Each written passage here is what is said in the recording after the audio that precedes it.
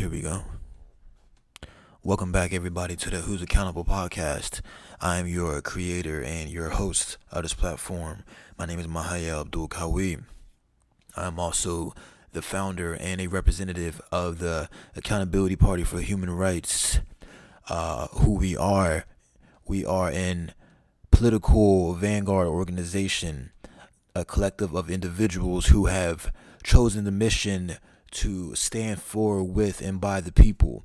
We will provide resources and services for the oppressed working class communities across this great corrupt nation. This platform is a way for us, the members of the party, to discuss matters that we believe if there was more accountability from the people involved, maybe there would have been a better outcome for everybody and things would not have gone sour for them.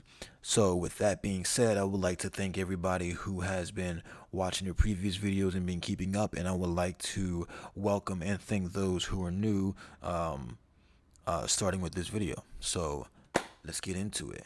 And for those that may know me, they will know that I am a big advocate and speaking out against capitalism in every form of way.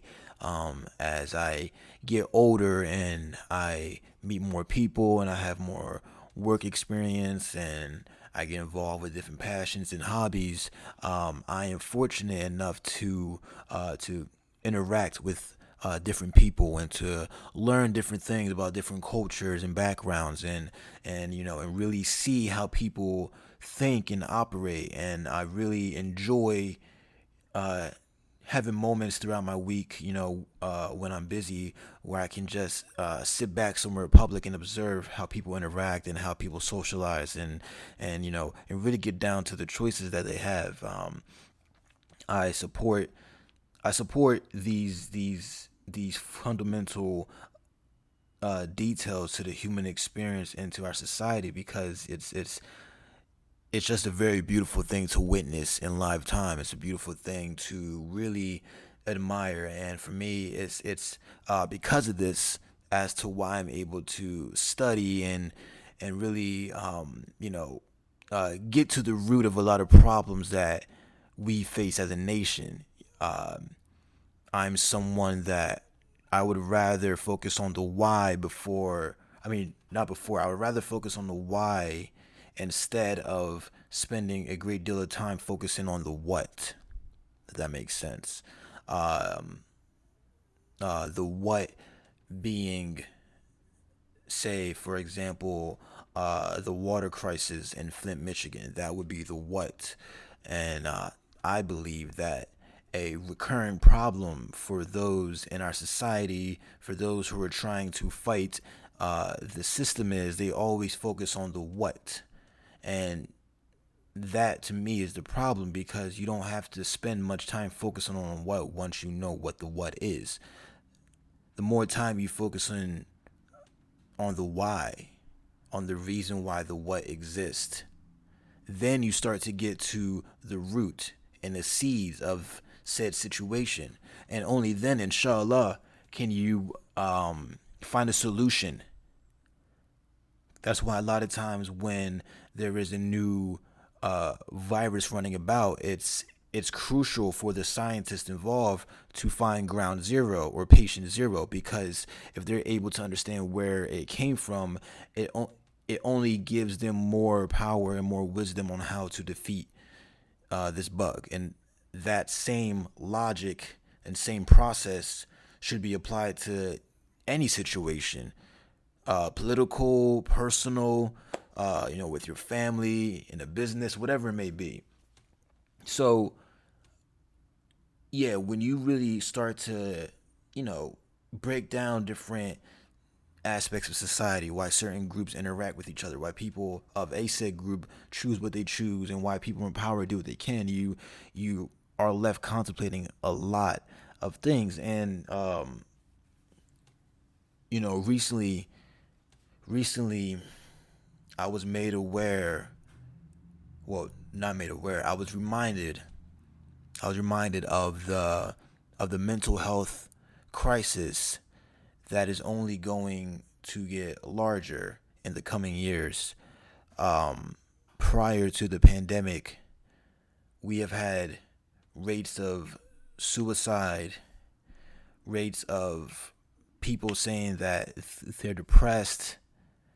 We have had opioid usage go up, and specifically with opioids, have we seen a drastic rise throughout 2020 during the pandemic. And we can have the discussion and the argument that, oh yeah, closing everything down, lockdowns was the cause of why people were sad and depressed. Or maybe you can step back and see, no, the lockdowns only helped those who were blinded finally realize that life maybe sucks.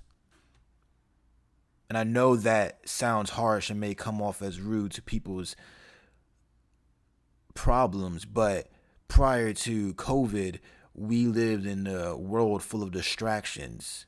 And that's exactly what capitalism wants you to do. It wants you to constantly be distracted so that way you cannot focus on the reality that is in front of you. You cannot hold yourself accountable to your actions and to the growth that you may necessarily need because you have these distractions pulling you away from that focus. So if anything, being locked inside of your house didn't out of nowhere create this sad depression. It only made people realize it because there were those who were locked down and perfectly fine. Celebrities, for example, they had all the enjoyment and resources to be able to get through a whole year just comfortably fine. And yeah, they may have struggled or may have had to have changed their hustle in some form of way, but they have more resources than the working class people do. A lot of people lost their jobs and didn't have the comfort of just posting a story and having, thousands of dollars being donated to them because they are an influencer. Not everybody has had the luxury of a laptop job where they could have worked in their pajamas. Or if anything, finally have the self-care where they were able to produce more even though they were working on a laptop. Not everybody has that luxury. So for those that don't have that luxury, we're put in a position where we are finally forced together to embrace the reality that is surviving in the United States of America. And I say this, I don't want my intentions to come off as if I want to be a Debbie Downer or I want to make everybody feel like life is shitty and that you have to be pessimistic about it. The goal in me saying this is that I want you to be aware of those who are manipulating and maximizing off your depression. Because it's one thing to live in a world where you're surviving and you can't understand it. It's another thing to realize that you're surviving in a world and probably won't be able to make it, and now you can't distract yourself, so now you have to embrace it. And not everybody's mentally strong or emotionally strong to handle that, and that is a fact. That is why this is a spiritual war, because we have too many people. The masses are bearing a sickness that is pulling them down.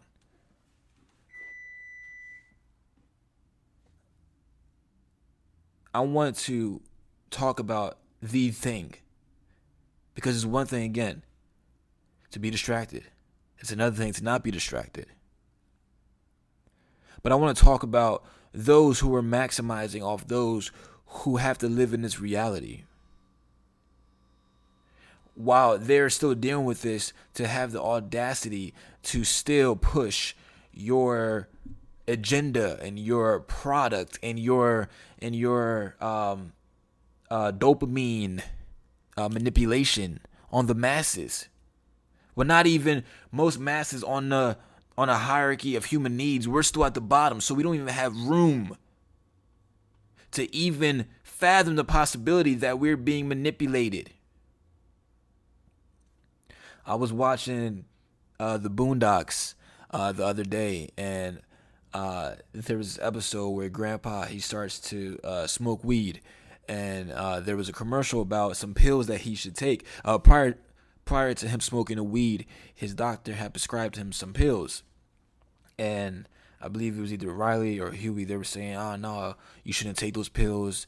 They have more side effects, whatever kind of thing." And then, right when he says that, the TV they show a commercial for that exact pill medication, and the way they show the commercial, it's really fucking hilarious. Because there's different scenes of like different happy shit of a person. I think he's jogging with a really beautiful girl. There's another clip of like friends hanging out. It's just several different happy scenes and happy scenarios of humans interacting or doing something like really athletic, and active, while while they're showing these images though.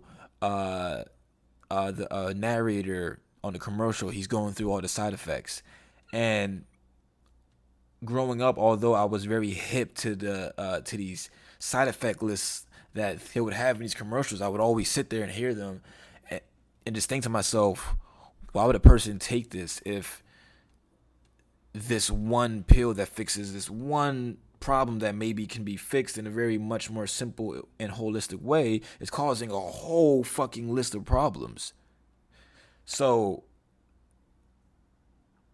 but seeing this commercial seeing this scene in this episode really pointed out to me that they show you these happy images in the commercial. And then it was funny because the next day or two, I'm on Hulu, I'm sitting with my partner, and we're watching this show, and they have a commercial for a pill, and they're doing exactly what the creator of Boondocks portrayed in this one episode. And I love that because it wasn't until seeing that one moment where I saw what they're doing. And that's how capitalism works, right? They want you to feel like you're getting something bigger because it's helping you with this short-term fix. This short-term fix is going to fix all of your problems, and you're going to immediately feel like you're the coolest guy in the room. You're going to be on these cool dates. You're going to be hanging with beautiful women, have a bunch of friends.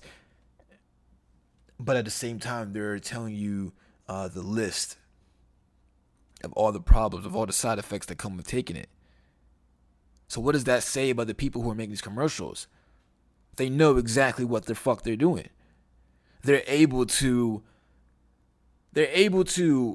tell you that taking this is going to cause you further harm, yet have the audacity to give you these happy images as if they're really helping your life out. What a ballsy thing to fucking do, bro. That is truly a ballsy thing to do. The opioid crisis has seen, it's the new crack epidemic. Crack took over in the 80s, and it was affecting a huge portion of the black communities across the country who are the working class. And the opioid crisis is affecting a lot of white people of the working class. And I say that for a reason, because if there's anything to take away from it, it's still the working class is being affected. See, regardless if it's black, Hispanic, Asian, or white, as long as you are part of this class, you are going to be affected. Because if you have status, if you have wealth that was given to you, you didn't earn it. If you have clout, you're able to bypass this crisis and still come out on top. And it's funny because these same people don't even use or utilize the resources the same way that all these people who are dying because of this opioid crisis need. I recently read this thing the other day. What is it? So this town, hold on, residents of Cabell County and the city of Huntington, West Virginia, will be among the witnesses called at a landmark federal trial regarding the opioid crisis beginning Monday. This was this past week, I believe. So this past Monday. Legal experts and justice advocates believe the case, which is being heard in the U.S. District Court in the state's Southern District, could be a seminal moment for the nation's opioid epidemic, which has killed more than 400,000 people in the U.S. in the past 2 decades. The communities are considered ground zero of the opioid crisis, with more than 80 million hydrocodone and oxycodone pills prescribed in the Cable County between 2006 and 2014, enough for every resident to have 94 of the highly addictive pills each year. They're just pumping it out at this point. They're just pumping it out. They don't want you to have.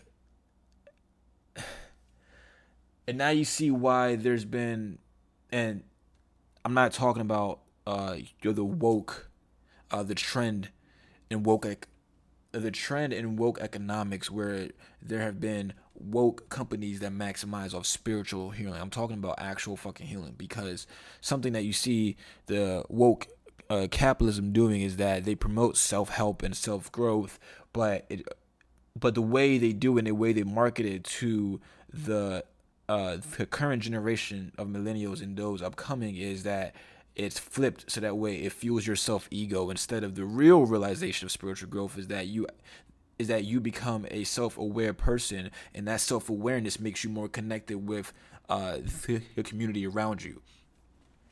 So we have these corporations, even the mainstream woke corporations, these pill corporations, the pharma companies, the tech industry, all manipulating your dopamine, your brain chemistry, how your blood flows. These different things from a science and from a spiritual aspect affect your individual progress and what you're able to be capable of, and they're numbing our minds, so we can't even grow mentally. So how are humans supposed to evolve into a functional society when these corporations are keeping those down? I mean, high key is affecting everybody, even those in the upper echelon, which is the funny part about it, because they are also getting affected.